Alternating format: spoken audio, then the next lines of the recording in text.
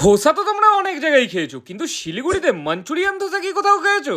Hello friends, তো আজকে আমি চলে এসেছি মুম্বাই কিউজিনে। আর এখানে কিন্তু রয়েছে ব্রেকফাস্ট থেকে শুরু করে স্ন্যাক্সের জন্য বিভিন্ন রকমের খাওয়ার অপশন।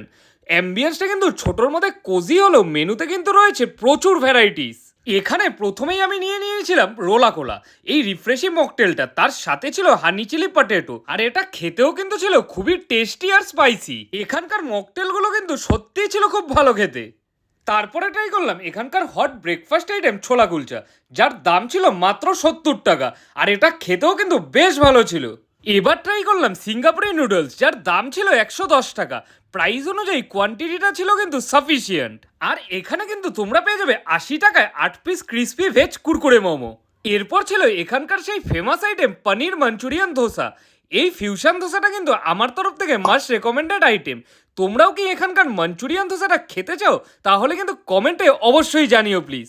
এরপরে ছিল ফ্রাইড রাইস আর চিলি পনিরের একটা কম্বো, যেটা খেতে যথেষ্ট ভালো ছিল।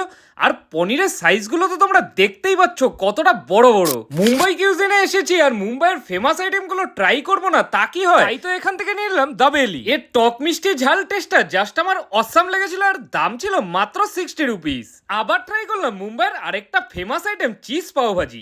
এটাও কিন্তু খেতে দারুণ ছিল। এগুলো ছাড়াও এখানে কিন্তু রয়েছে বড়া পাও, স্যান্ডউইচ, নর্থ ইন্ডিয়ান, চাইনিজ মেনুর হিউজ অপশন। তো তোমরাও কে কে আসছো মুম্বাই কিউজিনে এই ডিলিশিয়াস খাবারগুলো খেতে?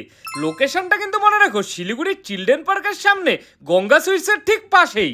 এছাড়াও এখানে তোমরা পেয়ে যাবে অনেক ভ্যারাইটিস ধোসা, পাও ভাজি, বড়া পাও, তার সাথে আছে পনির পরাঠা, আলু পরাঠাও, আরো অনেক কম্বো।